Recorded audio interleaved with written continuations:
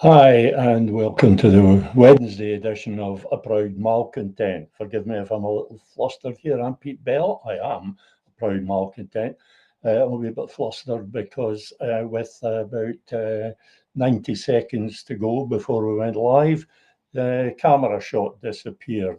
A little bit of a problem with the Restream software that I'm using. And because I don't want to interfere with it anymore, I won't be able to give you the screens that I'm looking at. When I posted about the uh, show this afternoon, I posted three questions. A new spirit of rebellion in the SNP? Question mark.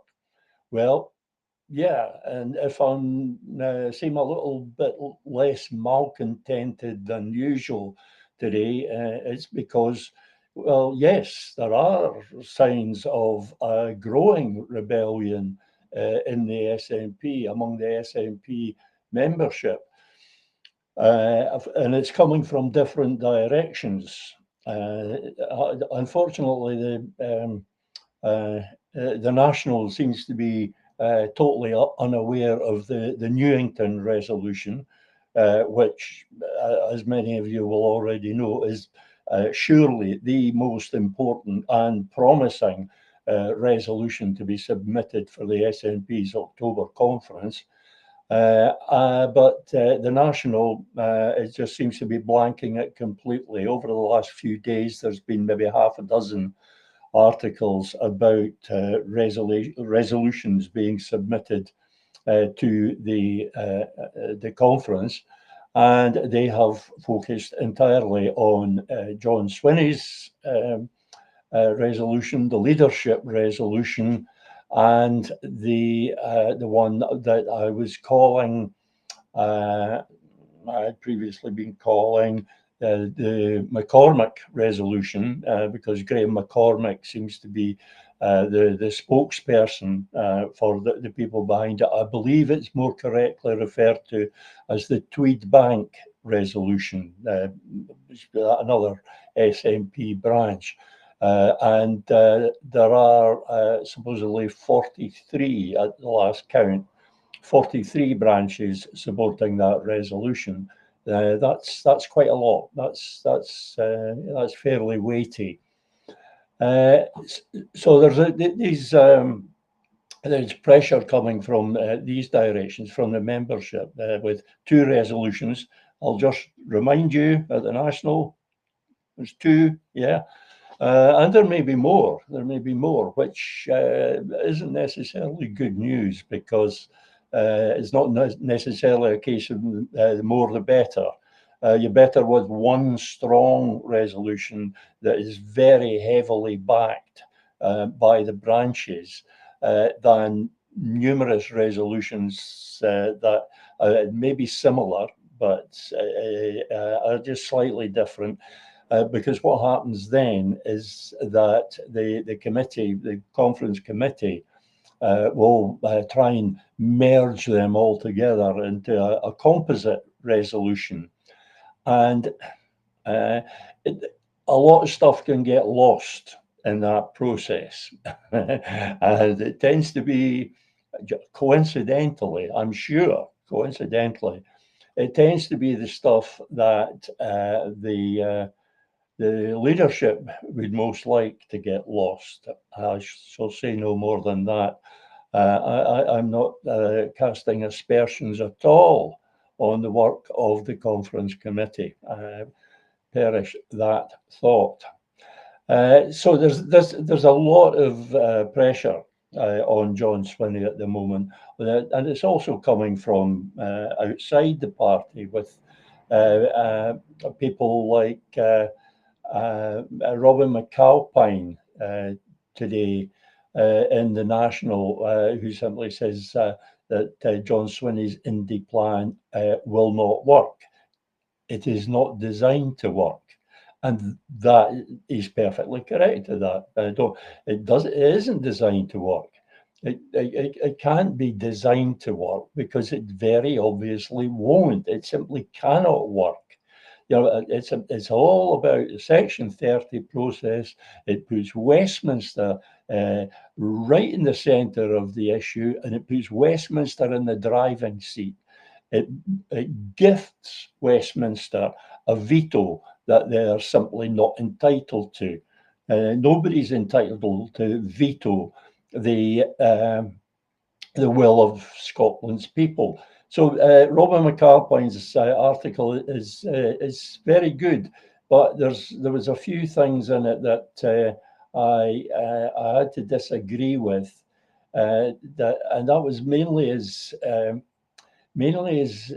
claim that the independence doesn't happen because of the public support doesn't come because there's a process.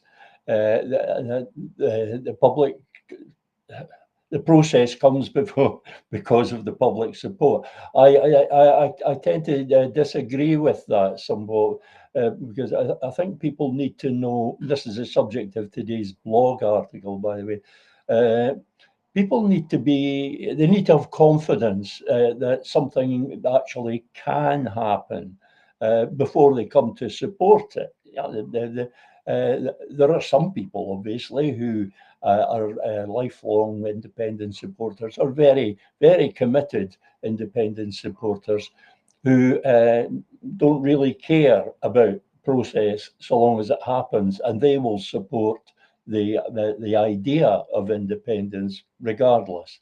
But there are other people who need to know that it's going to happen, or that it can happen, and they have to have laid before them a process, a plan, an explanation as to exactly how it will be done, how it can be done. And once they see that, that changes their attitude to it altogether. Whereas previously they may be indifferent, they or just borderline, just slightly interested. Show them the process, how it's actually going to be done, and at the very least, you will seize their interest again. And goodness knows, the independence campaign could do with something that grabs people's interest. Other headlines today in the National that caught my eye. This is a goodie.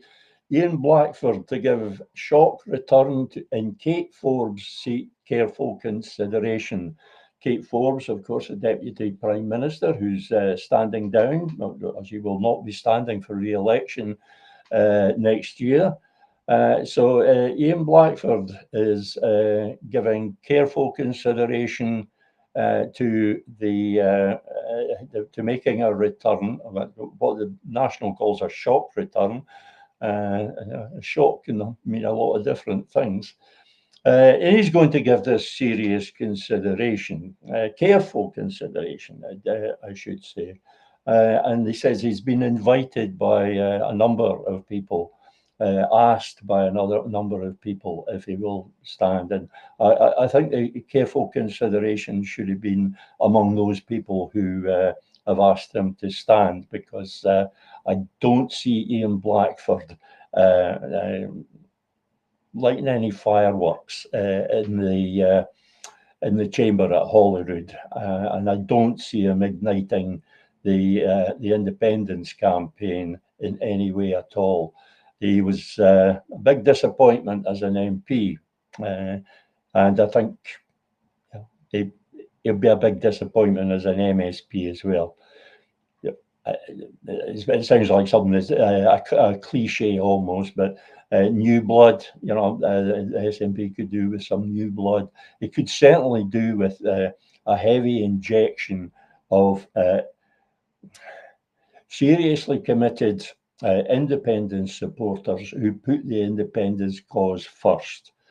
At least initially, because what tends to happen is that they go into politics, they go into Parliament all out for independence, and then they get caught up in the machinery, and all of a sudden they find themselves in a position where they're simply not able to say what it is that they want to say.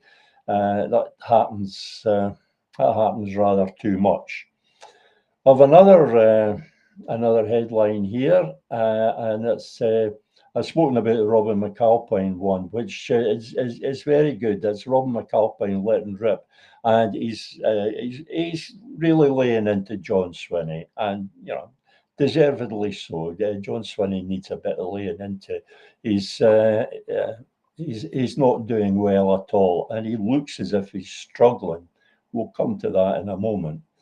Another headline here is John Curtis. John Curtis lays out most likely, in quotes, route to a new Scottish independence referendum. I wouldn't bother reading that article if I was you. It's just more stuff that is pretty much supportive of the mainstream idea in the independence movement, that it has to be done through the orthodox idea that it has to be done through Westminster, that we have to have Westminster's consent and cooperation, otherwise a referendum cannot happen. Okay, John Curtis can't think of another way that it can happen. However, there are other people around the constitutional issue who can. We're not all John Curtis, and there are people who can imagine ways that that we can have that referendum without Westminster's consent and cooperation, without Westminster's permission. Which we shouldn't require. We don't require in the first place. This has been sold to us as an absolute necessity, and it really isn't. It shouldn't even be permitted. Even seeking a Section 30 order is, as I think I've explained before, an act of treachery.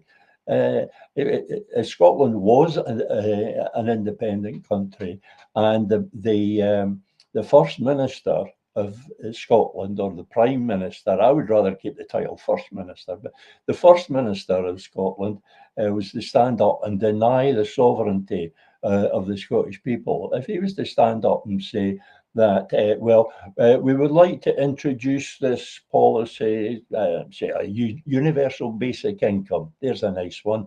We would like to introduce universal basic income, but we'll have to get permission from the English government first. Imagine that, you're an independent country, and here's the head of your government saying, we'll have to go to a foreign government, and the Westminster is, and the government in London is effectively a foreign government when it comes to the constitutional issue. And imagine the First Minister doing that, going there and asking for permission. This is kind of strange that we have all these politicians and all these pundits, the likes of John Curtis, who simply cannot see past the Section 30 process, the Westminster consent argument. They simply cannot see past it. They cannot see anything else. I find that just remarkably strange, and I think there's an explanation for it, and we'll come to that explanation when we take a look at the National's headline article here. Excuse me. John Swinney dismisses SNP members' rival independence plan. Well, that rival independence plan is, of course, the McCormick resolution or the Tweedbank resolution. I'm afraid I'm pretty stuck on the habit now of calling it the McCormick resolution.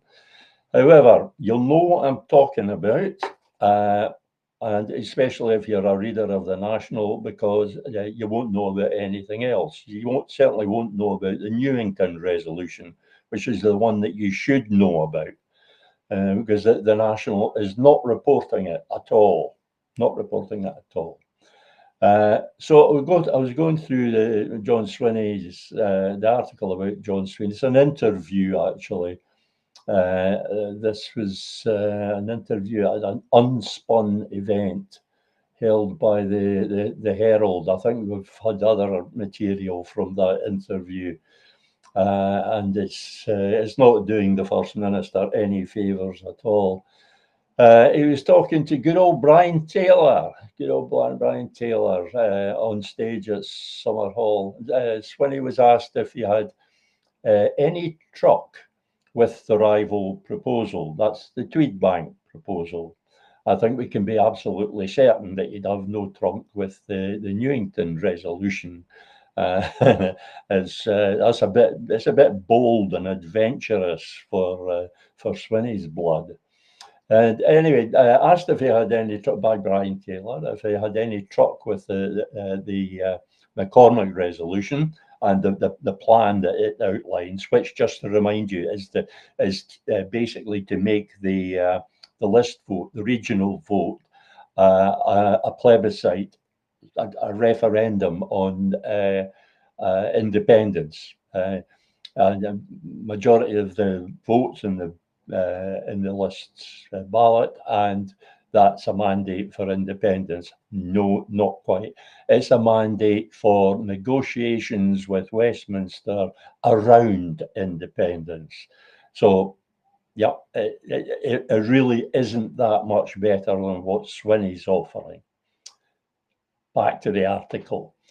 Again, Brian Taylor asked him if he had any truck with the rival proposal. No, I don't, he said, because I don't think that is an argument that would have any legal force at the end of it, because it's not an agreed process. Oh man, that is so depressing. He's totally stuck on this Section 30 process. Just can't imagine anything else. Further down, he says, without an agreed process, Catalonia tried to secure its independence and it did not succeed. It's a totally different situation, you balloon. It's totally different. Catalonia is locked into the Spanish state constitutionally. There's a constitutional lock there. That constitutional lock does not exist in Scotland's case. We're not locked in. The Spanish state is constitutionally defined as indivisible and indissoluble. And that is the barrier that Catalonia has to get past. The only barrier we have to get past is our own government and our own First Minister's reluctance to actually proceed, because it's quite open to us to proceed towards independence. It's quite open to us to initiate the process. It's perfectly possible. Scottish UDI plan explains how it's possible. There are obviously other people who think it's possible because they're trying to come up with other plans which avoid Westminster. Unfortunately, they all end up in negotiations around independence with Westminster. I'm talking Alba and the McCormick resolution. All of these so-called plans have the same flaw. They put Westminster at the centre, where the people of Scotland should be. The Scottish UDI pushes Westminster out to the fringes, pushes it out of the picture altogether, and it makes it entirely about the will of Scotland's people. That is why it's different. But the fact that here we have the First Minister of Scotland, a man that you would suppose, and the leader of the Scottish National Party, supposedly a nationalist party. And you would be forgiven for thinking that he knows a wee bit about nationalist politics. And yet here he goes, comparing Scotland with Catalonia. It's frankly idiotic. And I'll get to what it suggests to me in a moment. But further down, he says, I'm simply saying to people, look at the precedent for all of this. When we got a majority, that is an SNP majority, he's not saying that's not we as in the independence movement, it's we as in his party. when we got a majority in 2011, it led to the legislation which gave us a referendum. Well, let's skip over all this stuff, but gave us a referendum. Any referendum which is given is not going to lead to independence. Otherwise, it wouldn't be given. So let's just forget that, and just hope that John Swinney forgets it as well. But here he is. He's talking about 2011, and he's using 2000. I mean, it was probably better with Catalonia. 2011 is a lot further away than Catalonia is. There's just been so much has happened in the intervening 14 or 15 years. So much has happened, so much has changed, and much of what has changed has been within the independence movement itself. It's been the thinking and the debating and the discussing and the work that has been done on understanding Scotland's situation, our constitutional situation, our true constitutional situation, not the one that is being sold to us by politicians. The one that puts Westminster at the centre. Scotland's true position is entirely different. So how can he be unaware of this? This is what I can't comprehend. How can he be unaware that there has been this massive shift in thinking in the independence movement? Not the whole independence movement, but it has happened across the independence movement. It's not confined to one particular group, such as the Scottish Sovereignty Research Group. It's not confined to one group. It's across the whole of the independence movement. People have been thinking on from 2014, looking at the campaign, looking at the way the whole proposition was structured, and thinking about it and coming up with better ideas. And here's we have a First Minister who's totally oblivious to this. He's oblivious to the fact that there's a constitutional lock on Catalonia, and he's oblivious to the fact that a hell of a lot has changed in 14 years. I don't know where he lives. Oh, actually, he lives quite close here, but I don't know what planet he's on sometimes. And then, I started off a bit less malcontented than usual, but reading this stuff is getting me back to my normal malcontented self. Here's John Swinney again in his interview with Brian Taylor. Go back to the roots of Scotland and a representative democracy. The identity and the foundations of our ethos as a country is based on the sovereignty of the people. It's deeply founded in how Scotland has influenced the world. Wow, that's brilliant. Yeah, that's a really clear statement of the sovereignty of the Scotland's people. Well done, John Swinney. But it's unfortunate that there has to be a but. He's just contradicting himself, because he's just said that Westminster is sovereign, that they have to go to Westminster for permission to have a referendum, a constitutional referendum, that we have to have their consent and cooperation in order to exercise a right that is inherently ours, the people of Scotland. It is ours. It is an inalienable human right, our right of self-determination. And yet John Swinney never questions Westminster never challenges Westminster's veto. He complains about it, but he never thinks to challenge it. He never thinks to say, hang on a minute, we don't recognise your veto over the will of Scotland's people. We don't recognise your authority to stop us having a proper constitutional referendum. That authority exists. That authority that Westminster asserts, it exists and it has power in Scotland through the Scottish government, through the Scottish Parliament, because both the government and the Parliament are allowing themselves to be agents of the British state, agents of Westminster.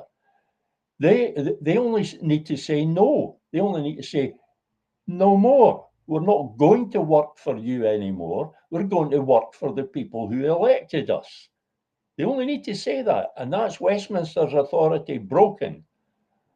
If they do it right, when they break with Westminster's authority, if they do it in the right way, Westminster won't be able to challenge it. There'll be no challenge, no successful legal challenge. If it's done by taking it into the realm of human rights, it will not be seriously problematic. I guarantee that it will not be seriously problematic.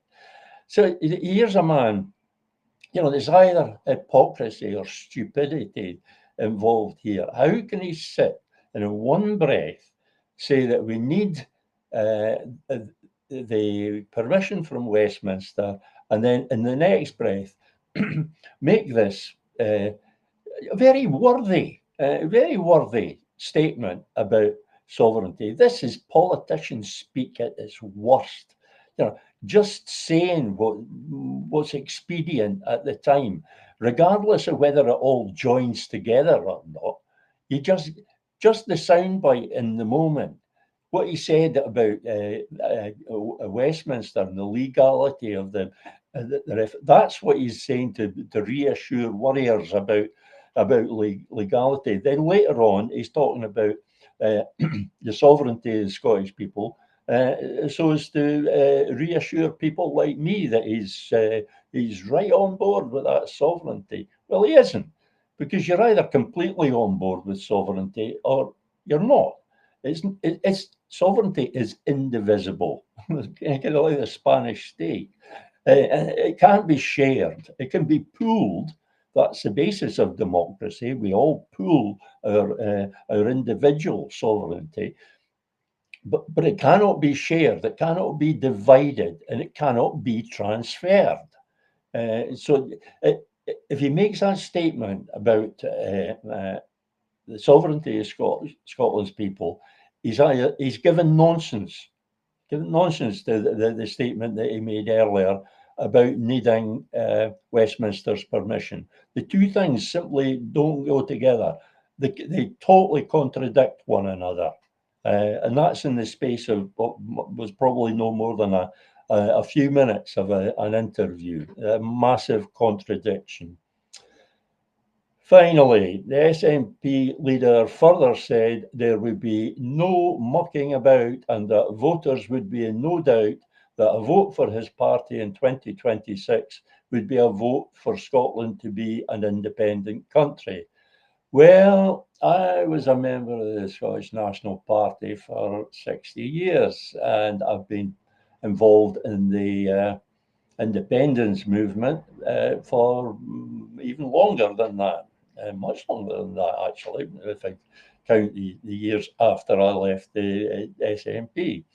And I always thought that any vote at any time for the SNP was a vote for Scotland to be an independent country. Why the need to reassure people about this in 2026? Well, the reason is because people have been made to doubt that it's a vote for independence, because we've been voting for the SNP for years, decades. They're going into their 18th year, and will it be their 18th year in office? And nothing has happened. There's been no progress at all. Alex Salmond's work aside, that's an exception. That has to be taken as an exception. But aside from that, and since then, absolutely nothing whatsoever. Nothing has been done. So That's why he's having to give this assurance. If it hadn't been for all those lost years, he wouldn't need to give this assurance that it's a vote for independence. A vote for the SNP is a vote for independence, and it's another contradiction because he's just said that a vote for the SNP is a vote for negotiations with Westminster to get a Section 30 order. It's not for independence at all. It doesn't end at independence. A plan for independence has independence as its end point. Swinney's plan has probably fruitless and pointless negotiations with Westminster as its end point. And independence remains uncertain. So it's not a vote for independence. It's a vote for Swinney's plan, and Swinney's plan is to go with a begging letter to the British Prime Minister, in all probability to be rebuffed, as everybody has before. Now is not the time. It's kind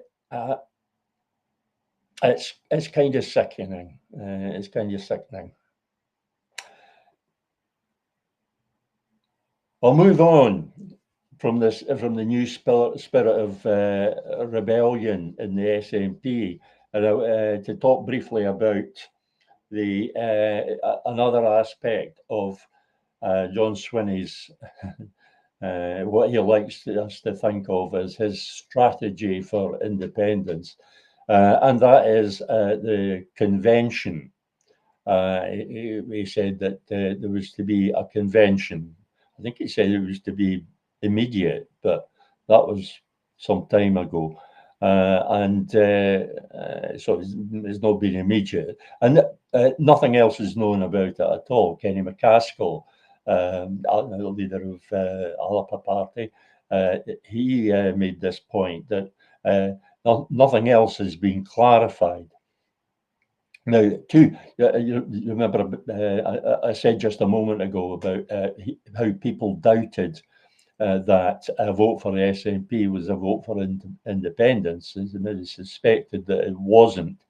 There's also now that established by the SNP through their own conduct, and I just have to stress here that I'm talking about the SNP leadership, through their contact. They've made people doubt that a vote for the SNP is a vote for independence. They've also made people very suspicious, very dubious about announcements such as this convention, because we've heard this so many times before.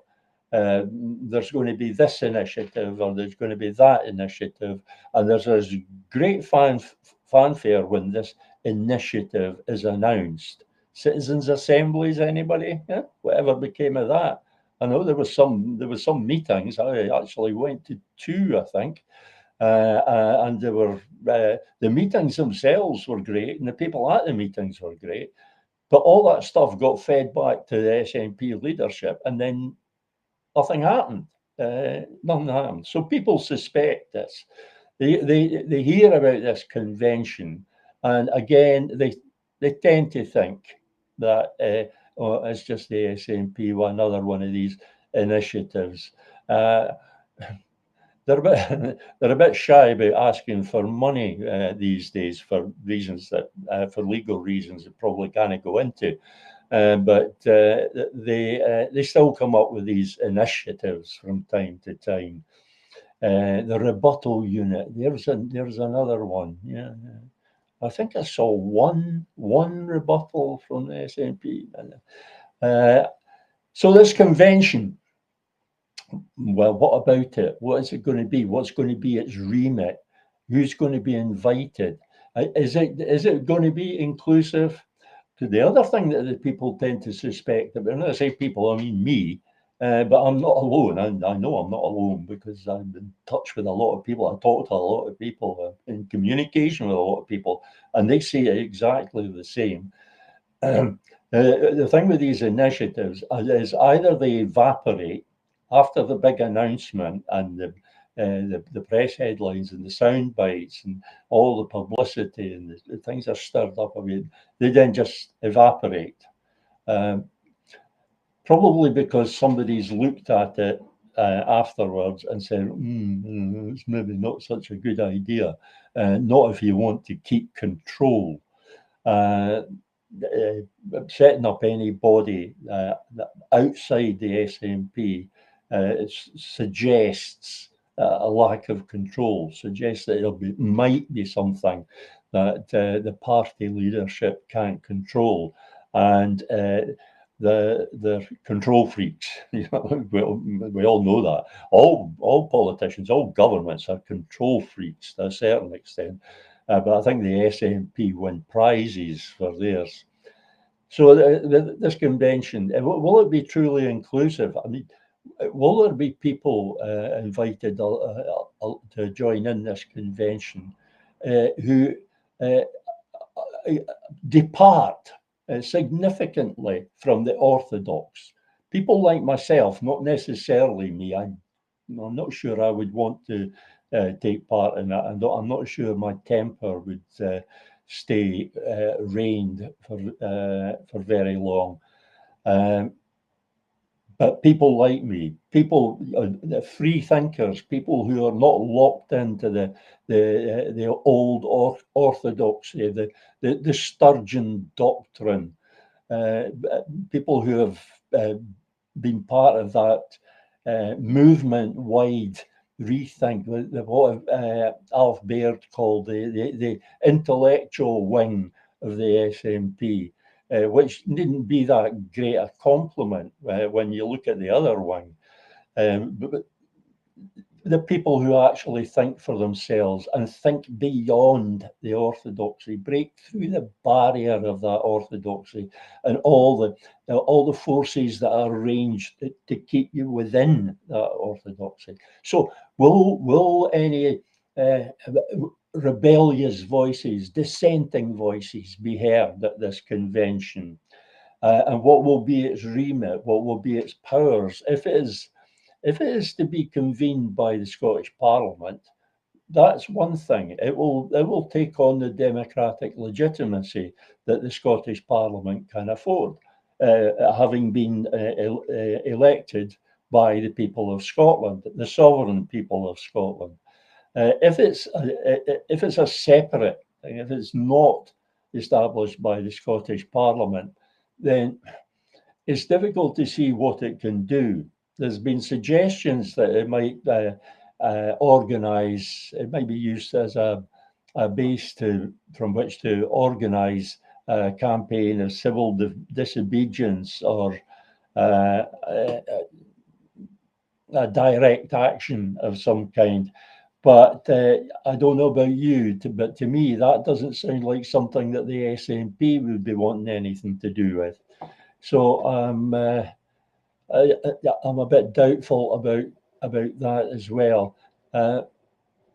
We don't have any word about dates or but when the meetings will be or where. We don't have anything. It's been left wide open, and where these things are wide open, I suspect, I always suspect that they won't transpire at all, or they will transpire in a way that just isn't satisfactory.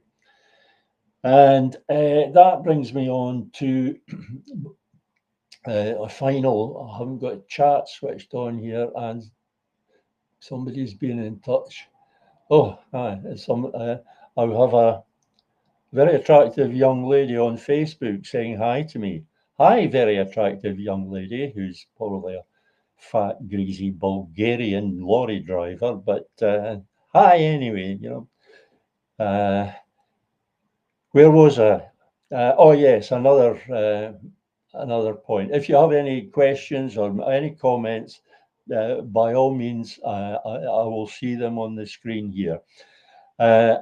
The third question that I asked this morning when I was publishing, pushing the program, publicising the program. That's a word that I'm looking for. Struggle these days. Third question was, that was a good one, huh? Yeah, I remember it now. Has Alba Party wasted another opportunity. What do I mean by that? Well, Alba has had an opportunity from the outset, from its inception. Excuse me again.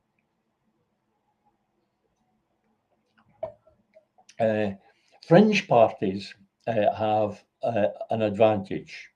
The no hopers, as some people would put it. I would never put it that way. I mean, anybody that's willing to set up a political party and stand candidates and do all that, you know, they should get a bit of respect for that.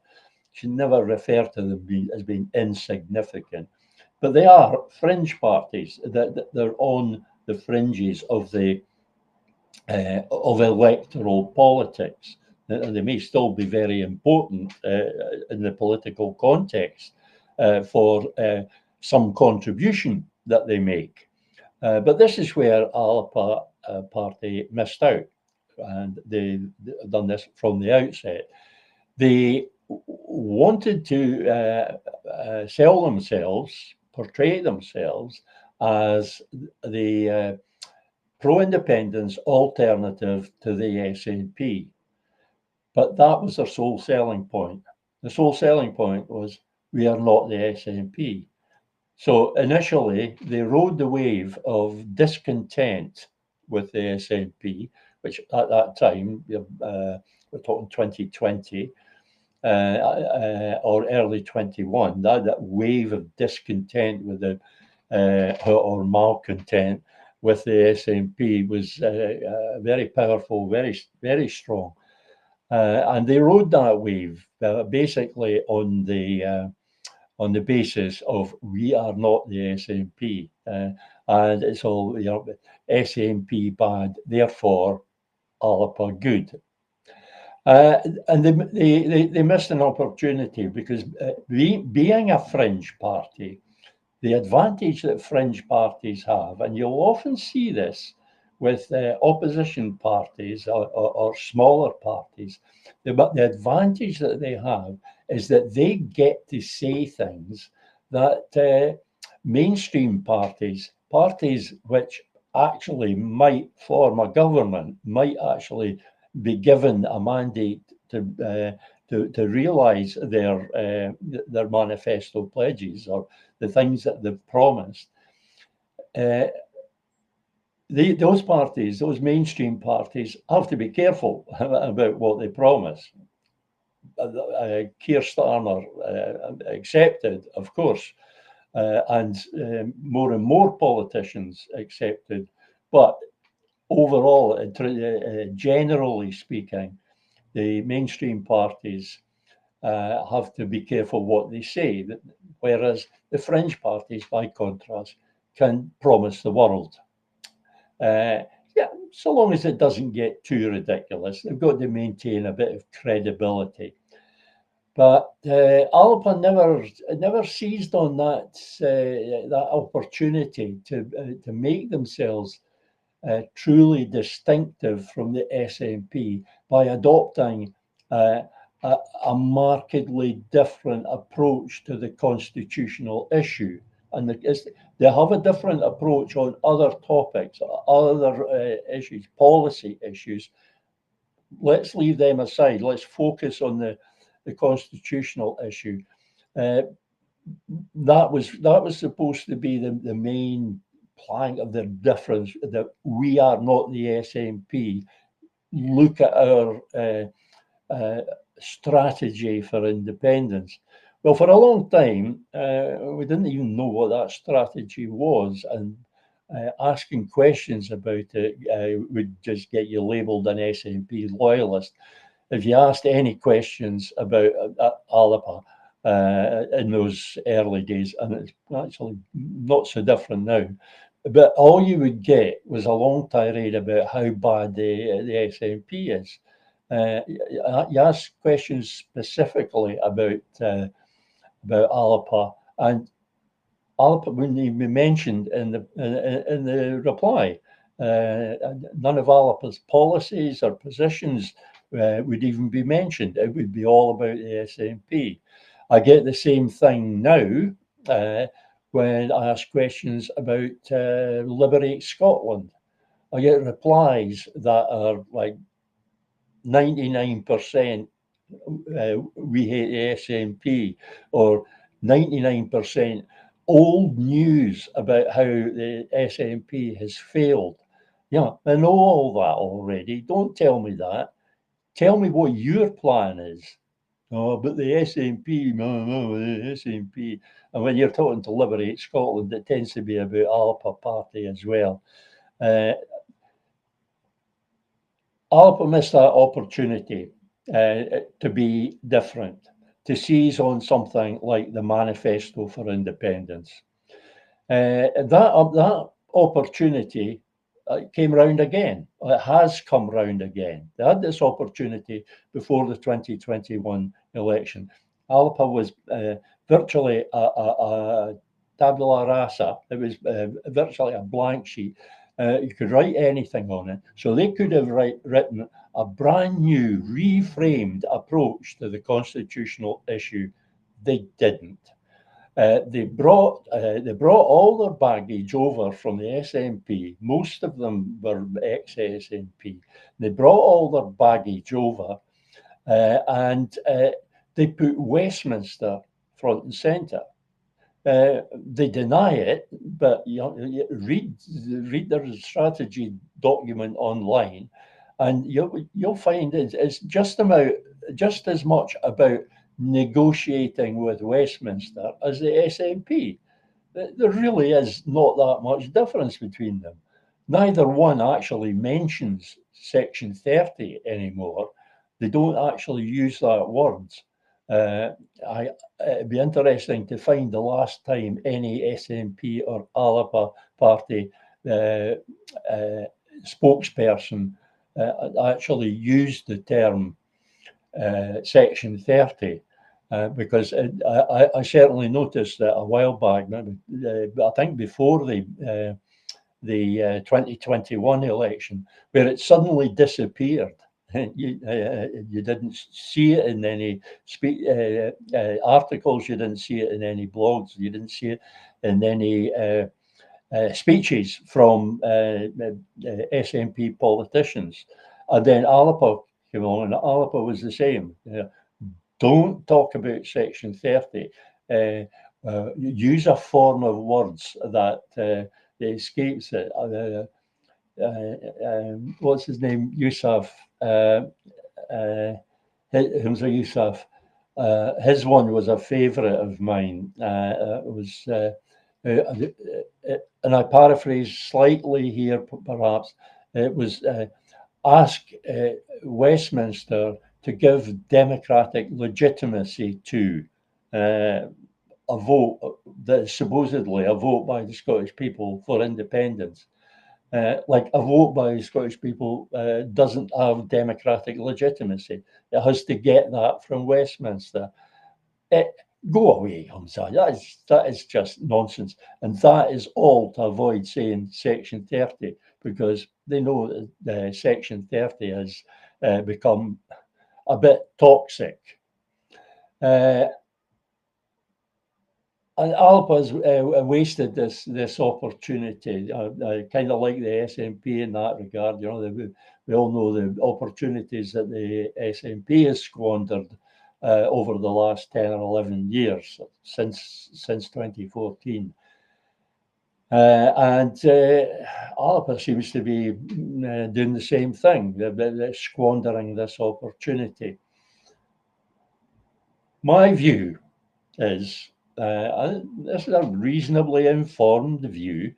My view is that if Alba was to adopt the Manifesto for Independence, follow the line that's in the Newington Resolution, but follow it all the way. And the main thing about that is making the election about the powers of the Scottish Parliament and about our right of self-determination. Make it about that and not directly about independence. because as we're getting lots of people saying now, uh, a, a referendum, a de facto referendum on independence will not work. And there's lots of reasons why it will not work. I've explained a few in a blog article a couple of days ago. But Alba had the opportunity to do something radically different. And I would guarantee you that if Kenny McCaskill stood up tomorrow and said, we've had a rethink of our whole approach to this, and we've decided that the 2026 election should be a de facto referendum on the Parliament assuming powers over constitutional affairs in order, immediately, in order that the Parliament can legislate for a proper constitutional referendum, there being no other way. That's an important point. Now that's it. Again, it's made about self-determination. It's made about a right. But if Alba had done that, they would immediately have got a boost in the polls. That's a significant boost. Remember, they're starting from a low base. You know, their numbers would double, triple, maybe quadruple, pretty much overnight. I'm absolutely sure of that because it's something bold and dramatic, but at the same time credible that people in the independence movement crave. And it will be people beyond the independence movement as well, because there are people out there who are never active in the independence movement, but they're on the fringes and they're watching what's going on. And they're thinking about the election next year, and they're looking for something. They're looking for something that isn't the John Swinney offer. He's got it precisely wrong. And it's almost as if, as I said in today's blog, it's almost as if John Swinney hasn't sat down, he hasn't given it a thought. He hasn't given any thought to it. No thought whatsoever. And he's had no discussions about it. He hasn't debated it with anybody who dares to disagree with him. He's the party leader and he's the first minister. Nobody's going to tell him, shut up, John, you're talking a lot of shite. Yeah, they're not going to say that. So he gets to talk a lot of shite, as I just said in that interview. The crap that he was talking, contradicting himself all the time. The things that just didn't make sense about, like, comparing Scotland with Catalonia. It really looked as if he had given the thing no thought at all. Constitutional issue since 2014. And then the other day there, somebody came along, one of his aides came along to him and said, First Minister, I hate to bother you when you're busy calculating your pension, but could you please maybe come up with something for our position on the constitutional issue? Oh, do you have to? Oh, just do what we did last time. Yeah? Save me having to bother with it. And that's exactly what it looks like. Exactly what it looks like. Just do the same thing again. You know, it's too much trouble trying to think of anything else. But that's the way it comes across. He just hasn't bothered. Yeah? It's pathetic. And I'm afraid Alpa's not much better. Yeah, I mean, if there's been any debate in ARPA about the constitutional issue, in any open debate that pulled in fresh perspectives, new ideas, new thinking, if there had been such a thing, there would surely be some sign of it. You know, if somebody had been feeding stuff to Kenny McCaskill or his predecessor that at least looked like feasible ideas, and they were being taken on board, then Alba's position might have ended up being a bit more distinctive, a bit more different from the SNP. but there's no sign of it. There's no sign of really deep thinking about the constitutional issue at all from any of our top politicians, any of them, MPs, MSPs, the candidates even. From what we've heard from them, there was nothing at all, nothing that challenges the orthodoxy, the Sturgeon doctrine. So I really think Alpa has missed an opportunity. Excuse me. They've missed the same opportunity they had in 2021, because we went through this. Before 2021, we went through exactly the same situation.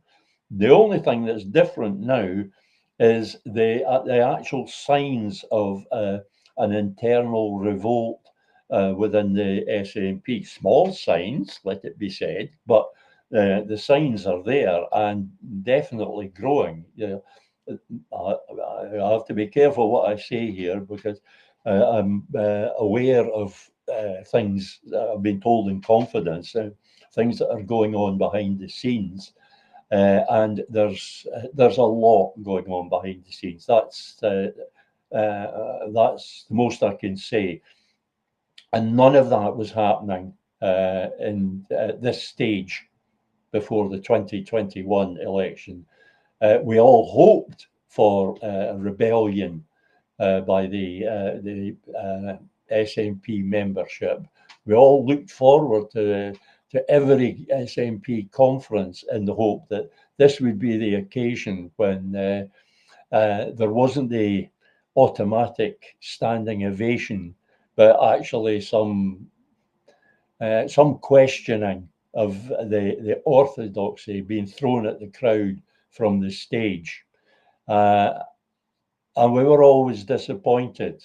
The membership also missed those opportunities.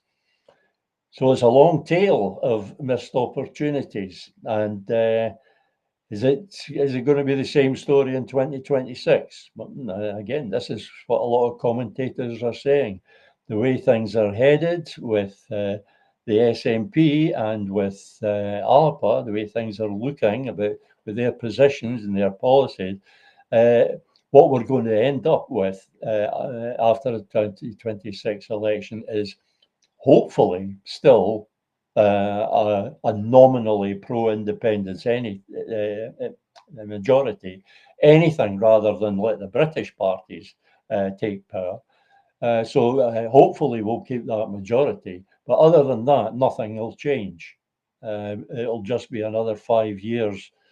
There might be the token gesture of the begging letter to Keir Starmer, which he will either ignore or wipe his arse with, or whatever. Yeah, they won't. The chances of them granting a Section 30 referendum are slim indeed, very slim. Yeah, there are circumstances where you could imagine them preempting the request and actually offering a Section 30 referendum, then attaching all manner of conditions to it so as to make it unwinnable. Not that it would be winnable anyway, because the Westminster always has the final say. There's a comment here from a friend, Stephen Duncan. Should be no British involvement in or interference with or influence over Scotland's sovereignty. Precisely correct, Stephen, because if you allow any of these things, if you allow interference with, influence over, or involvement in our sovereignty, then that is sharing it, that is splitting it, and that cannot happen. It's not sovereignty unless it's absolute and complete, indivisible and indissoluble, like the Spanish state. Right, it's just about time for me to finish up. I've got Ian McLennan on saying end the colonial control, and I'm totally with them on that. But it's up to you people. We need more pressure on the politicians, more pressure on the SNP, especially, but on all the politicians, Alba, all the other politicians. We need more pressure on them to drop this whole idea of putting Westminster at the centre. We need them to get on their high horse and actually commit to something bold. That's it up for me. I'll be back with you on Sunday at 10 a.m. I look forward to that. Bye.